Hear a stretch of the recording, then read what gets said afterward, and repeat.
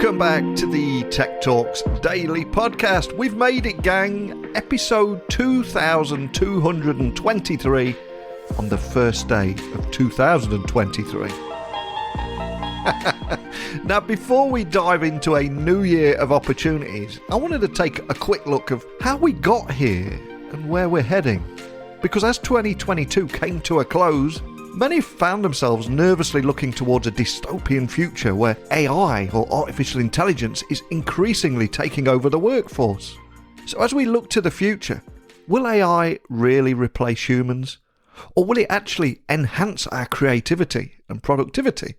And I say this because in recent weeks, news feeds have been filled with creative communities and traditional institutions alike collectively losing their minds amid this encroachment of AI across every industry. For example, OpenAI's ChatGPT has angered everyone from journalists to academics, urging universities to develop new forms of assessment over fear students will leverage this technology to imitate that timely chore of essay writing. But there's an argument that we should be celebrating the fact that we're moving away from judging intelligence by just remembering stuff. And elsewhere, we also saw Lens's viral AI art creations that have filled our social media feeds. And we got things like vocal deepfakes. But ultimately, all these things are challenging everyone to redefine what creativity is and almost begin to re-explore the art of the possible as we all navigate these uncharted digital waters together. But after 2,200 interviews with tech leaders from all over the world, I think in something like 70 different countries, people often say to me, Neil, hey, what are your big takeaways from talking with these people? And to be honest, to put it simply, AI works best when it augments human intelligence, not replaces it. So for any business leaders listening, I think they must understand that they are not fooled into making that binary choice between AI or human employees, because the reality is AI and humans both have limited capabilities on their own, but together that's where the magic happens. And contrary to popular belief, AI doesn't possess anywhere near the same level of intelligence, creativity or emotional intelligence as a human being. It is that collaboration between people and AI and other emerging technologies that are bringing new diverse skills and perspectives into the creative process, leading to more innovative and original outcomes. So my New Year message to everyone is, if you want to make yourself valuable in this AI-driven future, it's less about the tech and more about taking a step back from robotic and repetitive tasks, let the machines do that, and lean on our superhuman skill set. And that means embracing things like our inherent skills, such as emotional intelligence, problem solving, empathy, but most importantly, dare to step away from algorithms, spreading fear, uncertainty and doubt, so we can all keep our minds and eyes wide open. So the big takeaway from every tech leader I've ever spoken with over the years is, yes, Neil, the tech is amazing. We can do great things. We're going to do great things. But it's people that matter, relationships that matter. Put all of these things into a melting pot, and that is what makes a difference. So in today's episode, I wanted to invite one of the most inspirational women I know. Her support, for example, is one of the big reasons that I'm sat here today talking with you all. And she can also be found uncovering meaningful, inspiring personal stories so executives, leaders, public speakers and job seekers can better, clearly and actively demonstrate their character, values and visions in the industry. But she also takes these conversations that she has with leaders on LinkedIn beyond the keyboard and invites her diverse range of followers and connections from all around the world to sit in a room at a conference. And together, everybody explores how their strengths show up, how they solve problems and build relationships, and how to apply these Strengths Finder assessment results to improve their productivity and communication. These sessions are so powerful that I've followed her from Denver to Chicago and beyond to not only attend and learn something, but I think most importantly, to support her work, improving that technology works best when it brings people together. And as regular listeners will know, that is at the very heart of this podcast. So wherever you're listening in the world, it's time for me to say buckle up and hold on tight as I beam your ears all the way to Montana to welcome Sarah back to the Tech Talks Daily Podcast. So a massive warm welcome back to the show, Sarah. For anyone that's missed our previous conversations, could you remind the listeners with a little about who you are and what you do? Well, yes. And I've been thinking about this. And instead of just, doing the laundry list of the things I do, I'm going to Yeah, tell you about this preparation I'm doing for a keynote at the Servant Leadership Conference coming up in January in Dallas. yeah. I talked to the founder of Strategic Government Resources, Ron Hollyfield, and he's coming to No Longer Virtual, by the way. And he invited me to come speak about storytelling. But he heard me talking about the prep I was doing for a conference that I did last year, where I included music as a key component of my keynote because I'm a musician. And I'm so excited for this because it's the first time I'm doing this particular speech. And it's about how music connects us and how we feel so connected to lyrics and songs. And there are some songs that we hear it and we're immediately transported into a different time. So, for instance, I hear, "After the boys of summer have gone," and I'm immediately in 1987 in high school. So, what I see is that those songs, those lyrics, those connect us because they talk about our shared human experiences.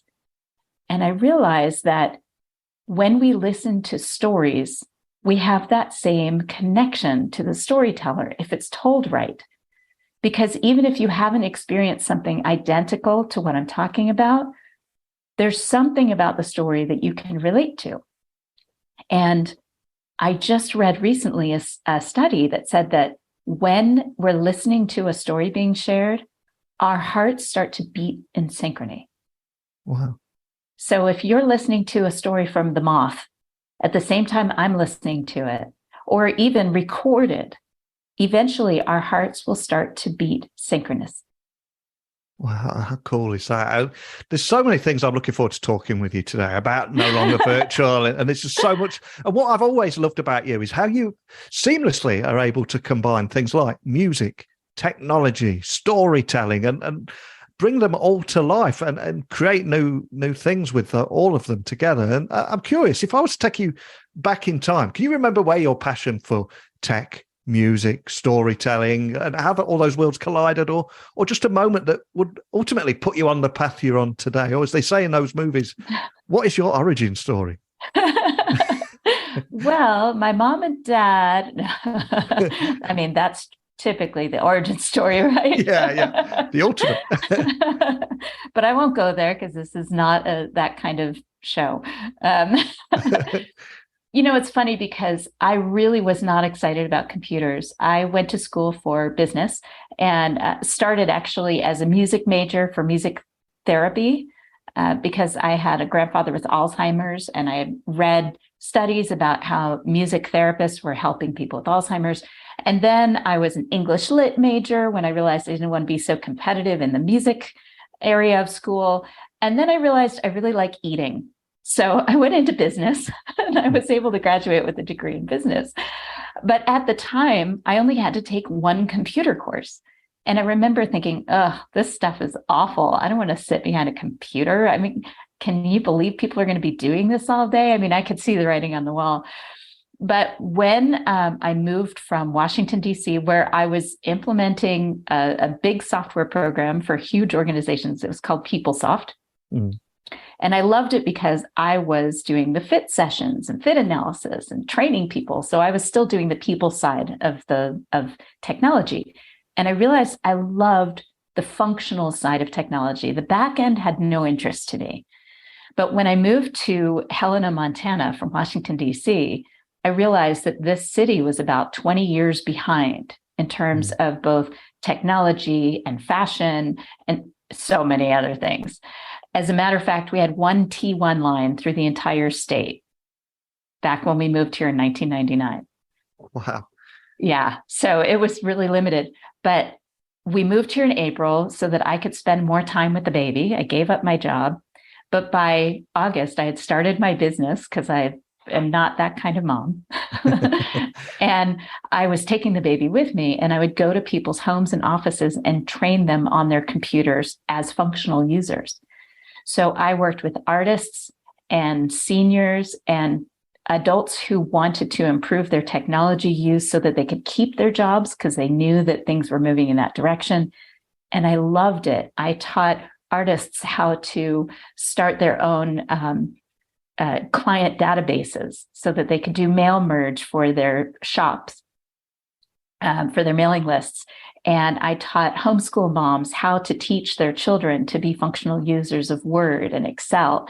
And I taught stroke victims how to come back to computers and be able to interact with their families using email.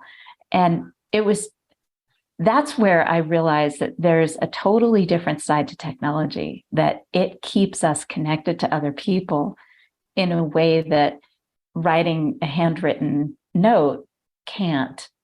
I mean, I am still a big believer in handwritten thank you notes and writing a letter to people periodically, because there's nothing like holding that in your hands. But if you're 85 and your tremors are bad and handwriting takes a long time, but you want to keep in touch with your grandchildren and your great-grandchildren, technology is the best way to do it.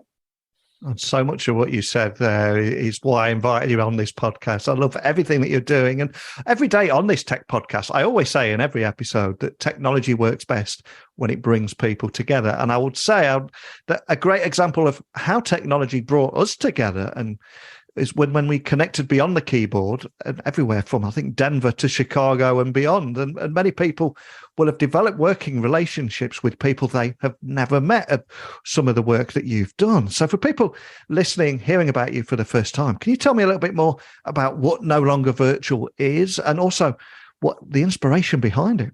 When we met, you and I, Neil, back in 2015 or 2016 on LinkedIn, we connected with this core group of people that for some reason, and to this day, I don't know what it was that drew us together, but we would see the same posts by what they called influencers at the time, which like now I just chuckle at it because it was, big names. And we would connect within the comment section. This is before we were able to post ourselves, because as you remember, the posts of blogs didn't open to the public until like 2016 or so. And even then they had us apply to post on LinkedIn. And I remember getting access to that and thinking, oh my gosh, I'm a real writer now. I was so excited. And then they opened it, to anybody. But at the time, it was a big deal. And a handful of us got that opportunity and started really interacting in the comment section.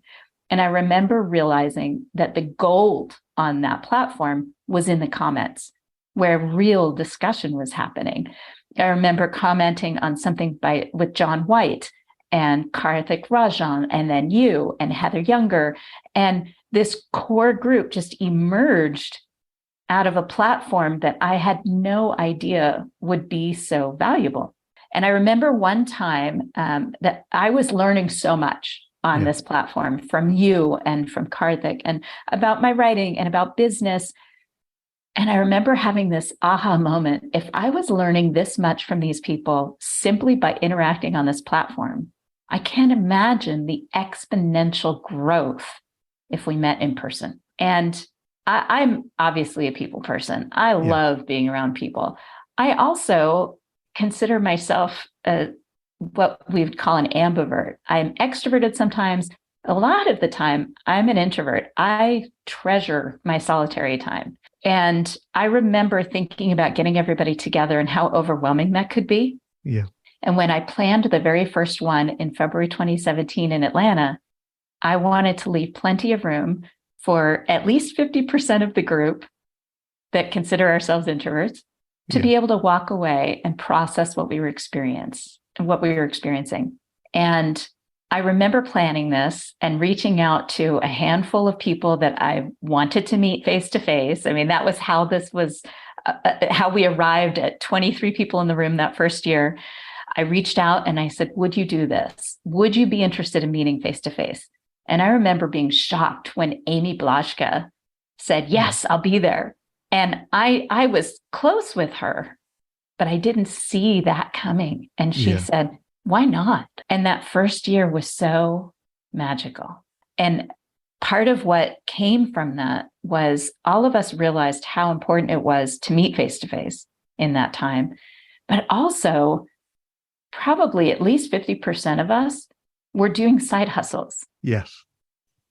And then the others were working for companies full-time, no side hustle. And a couple were self-employed, entrepreneurial, like Ben Walker owns a multi-million-dollar transcription agency in Denver. And he showed up, and Chris Farber was the founder at the time. And so a few people that I didn't expect to show up, that I didn't think could learn from anyone other than themselves and people at that level.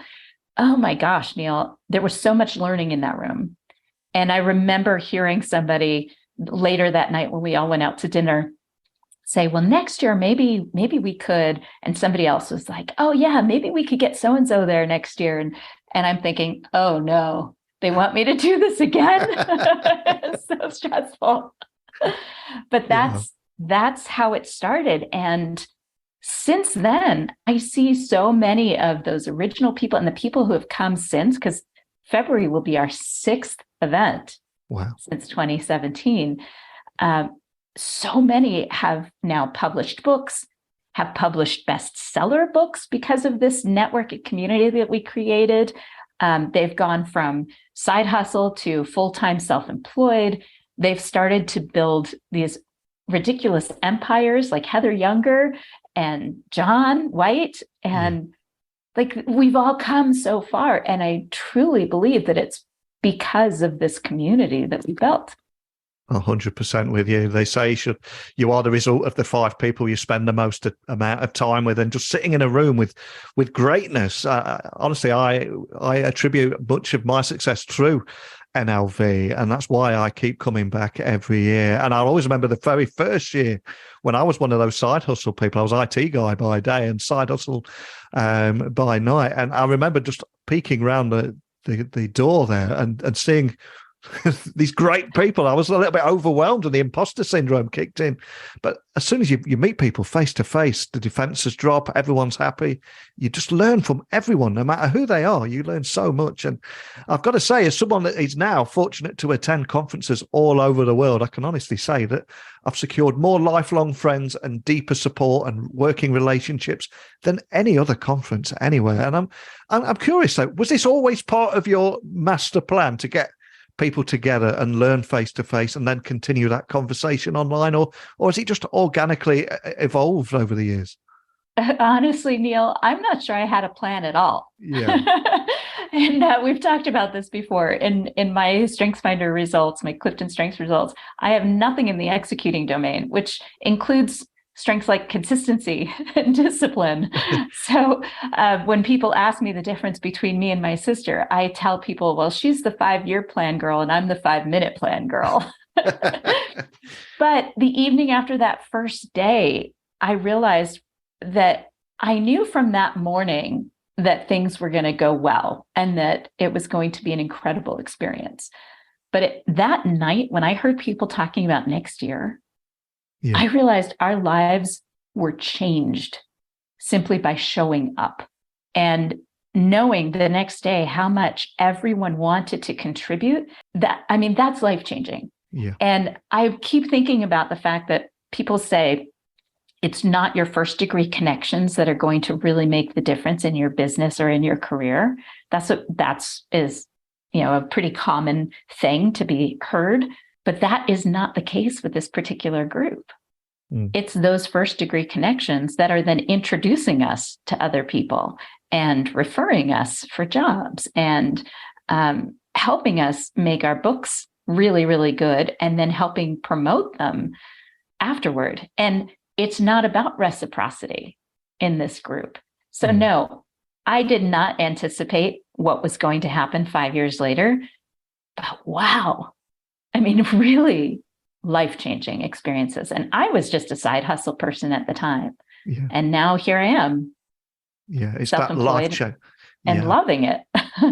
And it's that life-changing element that is so powerful. And of course, right here, right now, we're talking about life-changing. We're almost in this magical window where for just a few weeks of the year, we all promise ourselves, hey, we're going to do things differently. This is going to be the year we make an impact and we follow our dreams. But sometimes our internal messages can hold us back. So can you tell me more about how the stories we're sharing can confirm those messages and impact the perceptions of the people around us too?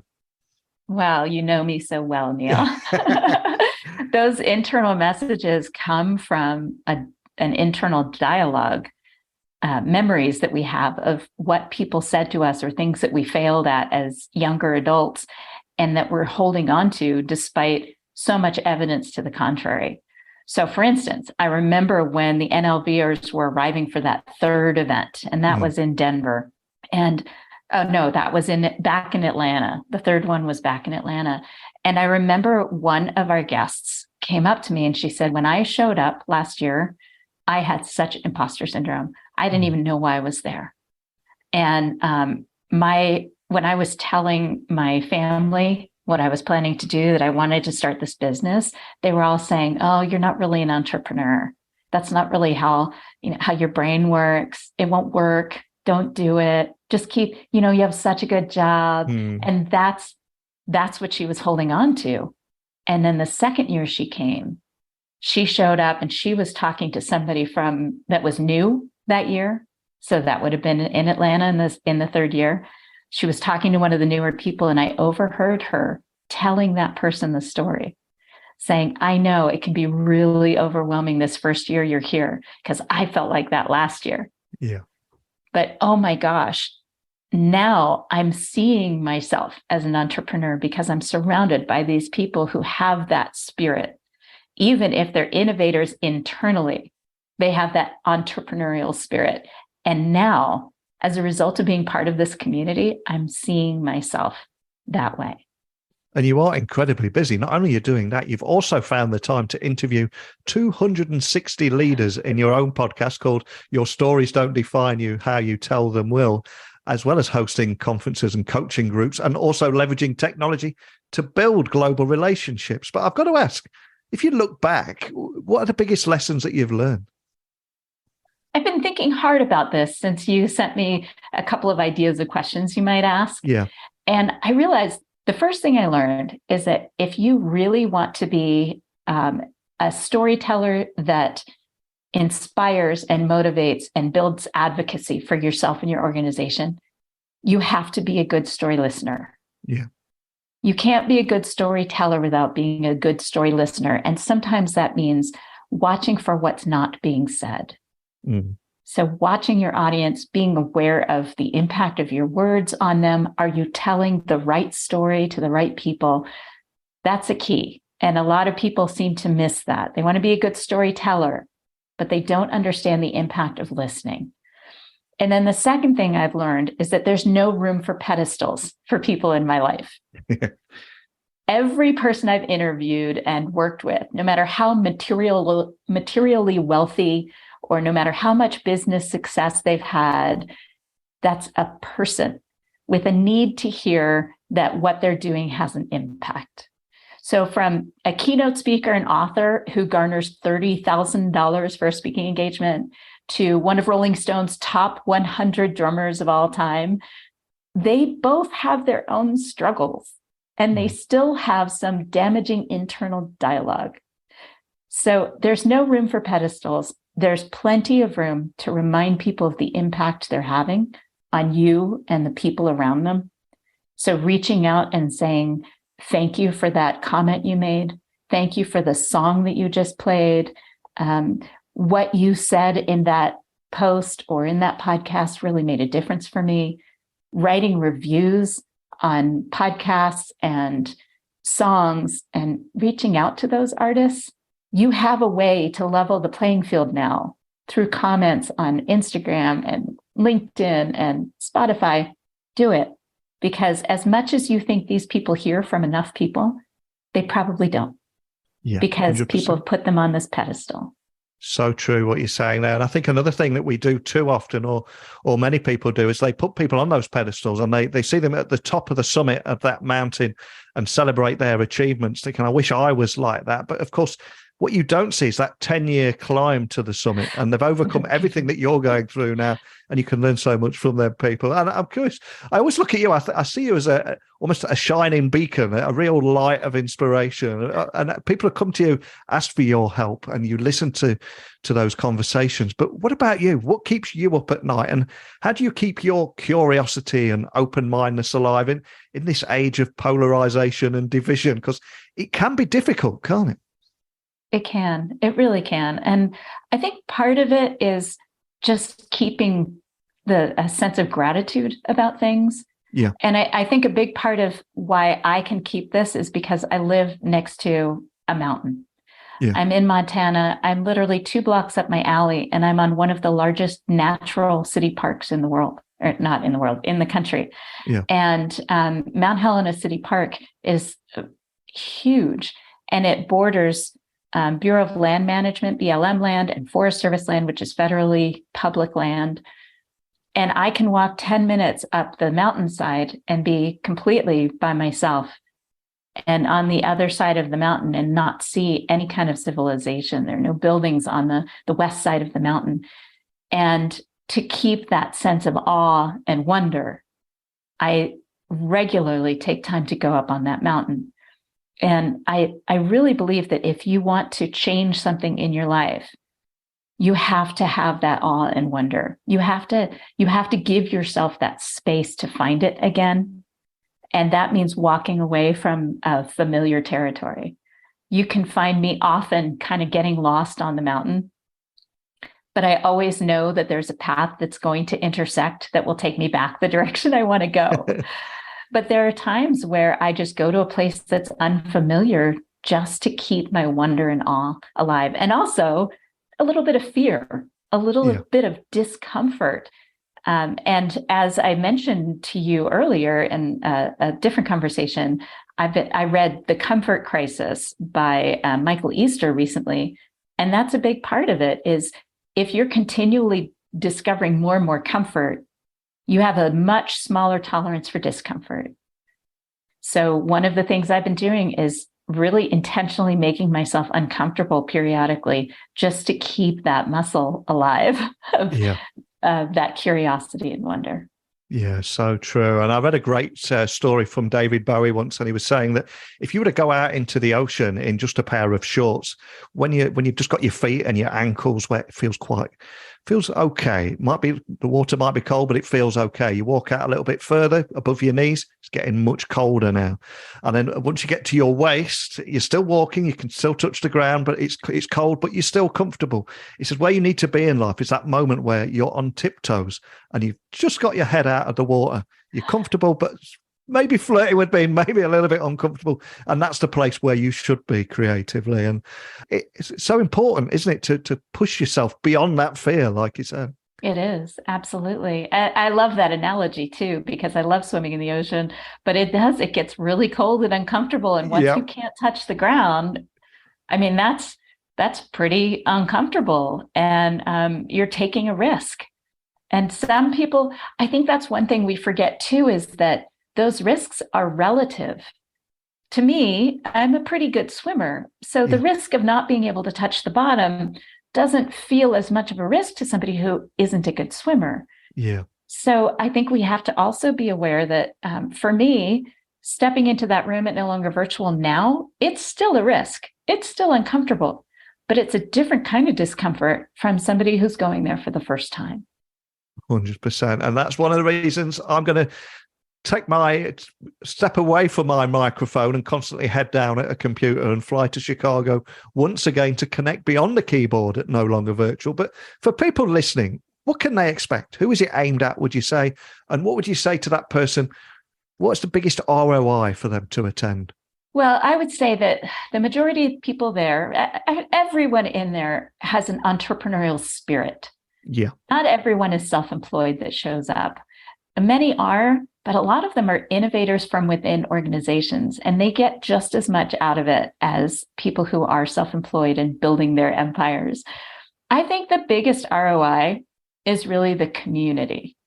Granted, we have great sessions. Like right before we hit record, we were talking about the session with Eric Elkins, my brother, who owns the Wide Focus social media strategy company in Denver, and Ben Walker, who I mentioned earlier in this conversation. Ben talked about how when you're scaling your business, you need to look at the things that you can delegate, because if you're spending time on things outside of your magic zone, your genius zone, then you're leaving money on the table. That session alone, that was in 2018, and I'm still thinking about it. So that's a big ROI. However, this isn't networking. People talk about this event as a networking event, but it's not, because that implies a simple connection. Networking is reaching out and having people around in different organizations and different agencies and institutions and industries to strengthen your experience in those areas and your reach in those areas. But this is community. This isn't just a network. And community implies deep connection, the kind of connection that means action, support, encouragement, and referrals. Love that. And of course, one of the things I love about what you do is how you've leveraged technology to build this community and connect beyond the keyboard, as we've said a few times today. But I'm curious, what tech trends excite you and what makes you hopeful about 2023? Because we've all seen the doom and gloom on our news feeds, and it'd be nice to restore the balance in the universe with a few positive things about positive tech trends and things that make you hopeful about this year. Well, I immediately think about Kevin Strauss, the founder of Uchi, which is a connection platform. And Kevin happens to be an NLV alum. So there's that. But Kevin's Uchi is about connecting through this platform. But what it does is it encourages you to have real conversations through technology that then translate to improved in-person relationships. I highly recommend, if anyone is struggling with connection within their family or within their organization, look at Uchi and other platforms that start conversations, real conversations, that then translate to less awkwardness when you're having conversations in person. Because I think that's where we need to see the translation, the transformation, is going from online conversations to in-person conversations, which right now, especially coming on the end or the continuation of the virus that's been ravaging our globe, is coming back to that place of connection. I think it's awkward.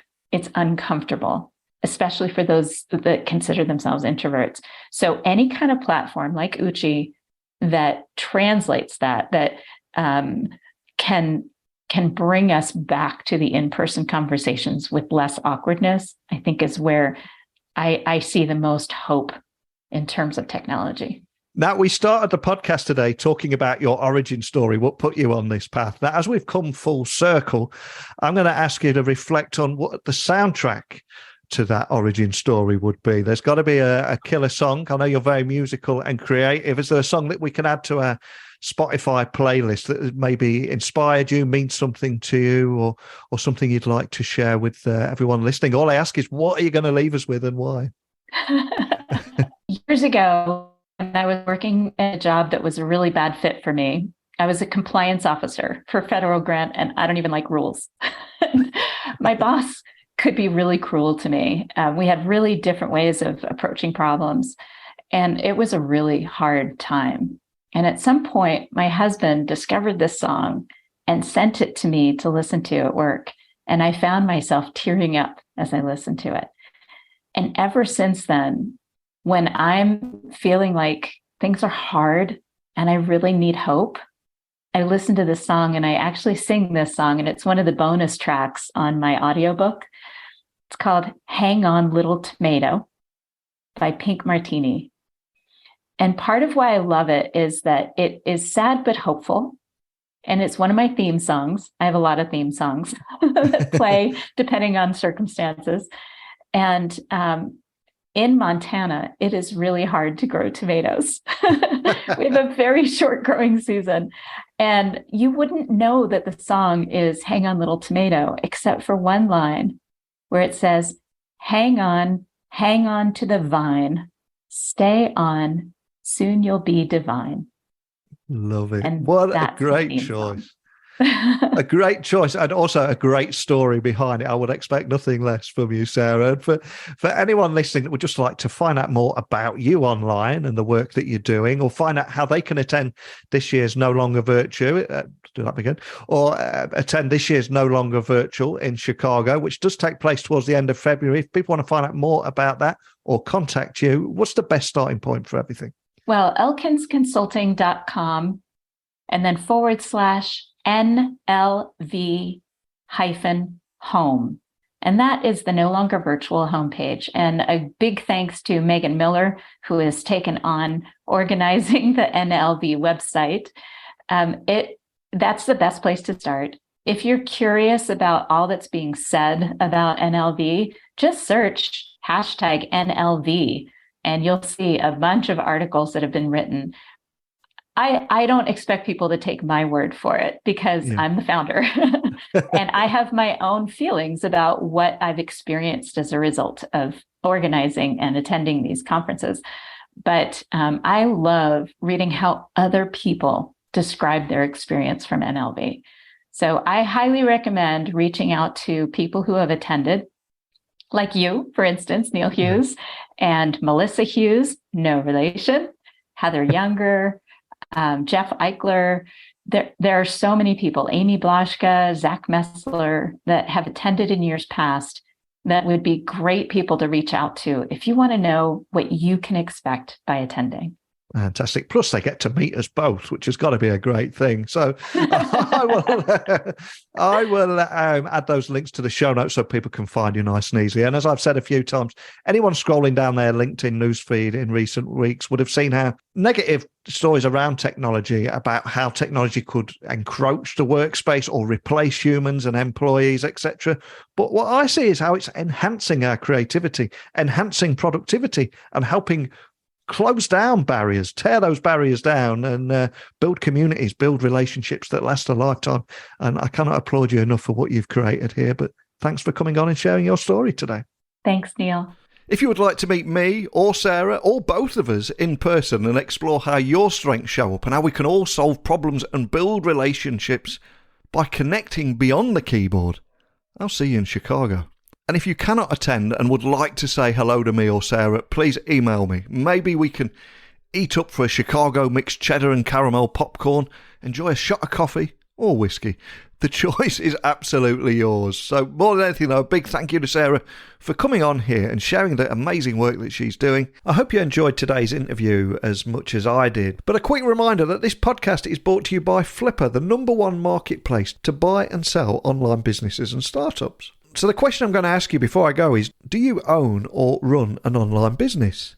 And have you ever considered selling your site, your store, your tech, or your app? Well, with world-class combined matching technology, dedicated brokers, and end-to-end services, all at the most efficient price, Flipper is making selling your online business simple. So to get a free valuation for your business, simply visit flipper.com/techtalks, where each month thousands of online business owners are exiting with Flipper. Again, to learn more, visit flipper.com/techtalks. And if you want to contact me, techblogwriteroutlook.com.